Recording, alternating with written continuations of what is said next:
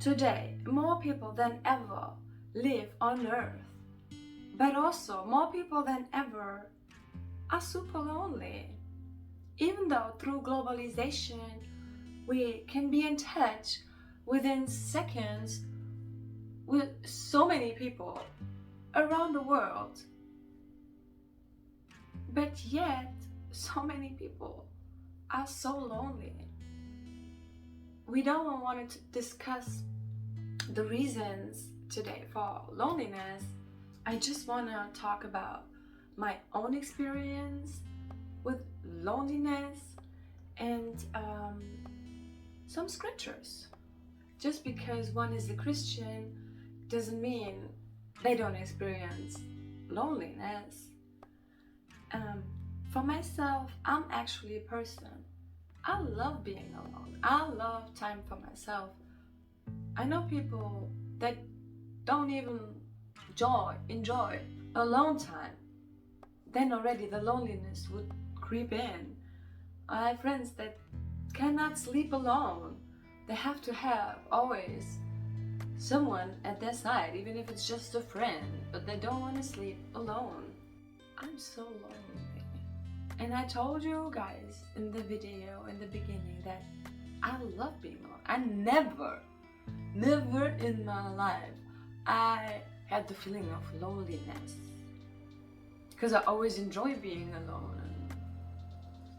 So I'm sure I'm not the only lonely Christian waking up every day by myself, going to sleep every day by myself, not having anyone that hugs me or asks me how am I doing. I can also not hug and give my love, which I feel like I have so much love that I want to share. And I also probably, like some of you guys, think like, oh, going back to the ex, but that's actually not what we would want, right? Something that God has delivered us from. We don't want to go back to that. It's not good for a man to be alone. And I can now more and more see why. I mean, it's not only the emotional support that we don't have, the physical support. I mean, I'm a girl, like, doing stuff at home. It's just so annoying for me to do, to fix things, or because I don't even know. That's where it already started. So it's so difficult. And yeah, I know all these feminists would be like, oh, just do it yourself, learn it. Yeah, I think I can already do a lot when it comes to like men's stuff at home or fixing things. I think that's enough. I don't need to know and be able to do what a man does. That's why I need a man.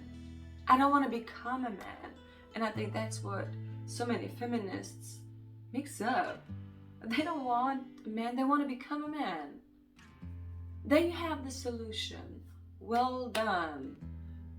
Good for you. But for me, I want a man. And I want to continue being a woman.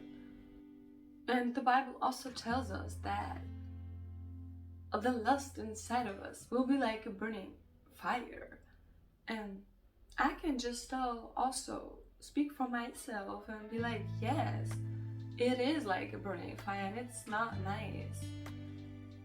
Christ said that there will be some that are not going to get married for heaven's sake, and they will even do greater things for his kingdom than those that are actually married. Because they're married to him, to just their faith. And if for example, already if you have kids, you cannot do as much for God it's you would if you would not have kids, right? But of course, God is not condemning us, because as He said, and that's how He created us also, to not be alone. And I reached a point because I am sometimes I'm like David, um, just crying because I'm so lonely, which I could have never seen myself cry for loneliness. Like, no.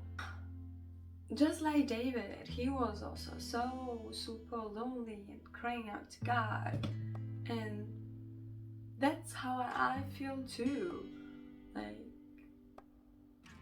it's so hard to be alone, even though God is enough for me, and Lord knows if that's what He would want it for me, to be alone, I would walk this way, because I'm not walking alone, right? Now I want to tell you how Christ also answers us, because some people think that's not how God works, but for myself, I know He does. So I had one of my breakdowns, I would say, and I was just taking the Bible, and I was already in prayer, right? And I was telling God that if He would want me to be alone, that yeah, I would do it. I just want to follow Him, but that I'm so lonely, and that I don't know anymore what's His will for my life. So I asked God if there's something you can tell me like this. I don't know how I said it, but something like that, you know? Like, God knew I just want to open up the Bible, and if He'll want to show me something right now, then that will be there. So I just open it, and when my eyes fall, that's what I'm supposed to read. So at first, I opened Mark 11, where it said, "Therefore I tell you, whether you ask for in prayer, believe that you have received, and it will be yours."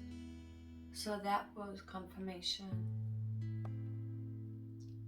Because yeah, I prayed for it.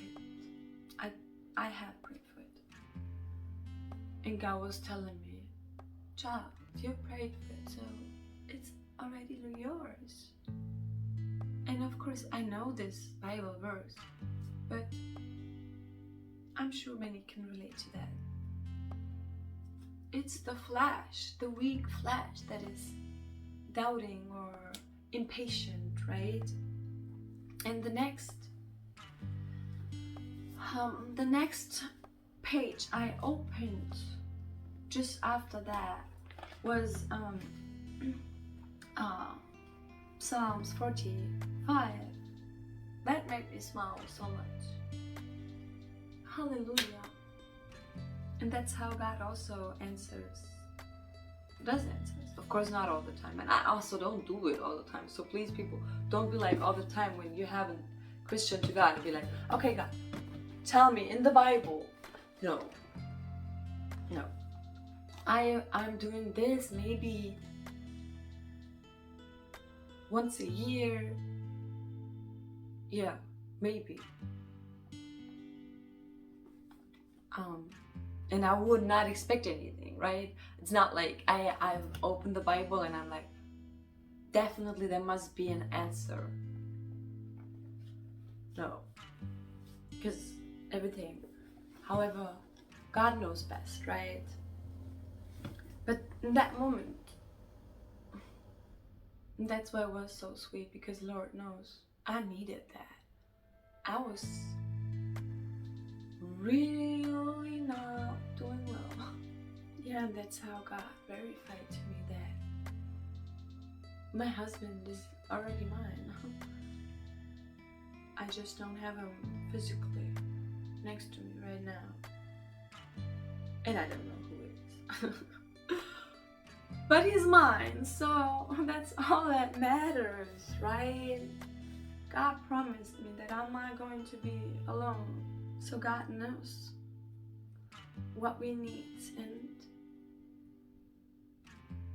He does not want to let us suffer or mock us. So there's always a reason why we are waiting, or why we think we're in a waiting period. I mean, I know for myself, I still had so much healing to do after what I just experienced, that yeah, I do and did needed the time for myself. Even though it's so hard being by myself, but I also know it's so healing, and yeah, I can focus on what I need to focus on. And we can also say that if that's the last time that I'm going to be alone before I'm going to get married, then that's fine, right? Then I can be alone. So in our loneliness, let us embrace and let us glorify God. Let's give the loneliness to Him, and let Him fill up this space of loneliness. Even though we still have that feeling and the desire. So even though I'm alone right now, I'm sure that my husband is already on its way. I just don't know who it is. I just don't know when it is and how. And we shouldn't have like a list like guys and girls from this world have, you know. I mean, I do have a list, but it's pretty much about the personality, things I want the person, traits I would like to see in that person, you know. But not what status they have, or how tall they have to be, or what hair color they have to have. Even though it's also fine if you have preferences. That's probably also in our DNA or soul imprinted, but or created by society, of course, as well. And my prayers go out to all of you lonely Christians out there, that God will send the right person to you as well. I'm lonely and my channel as well, so you can subscribe and also like the video if you liked it. So kisses and hugs to all my lonely Christians out there.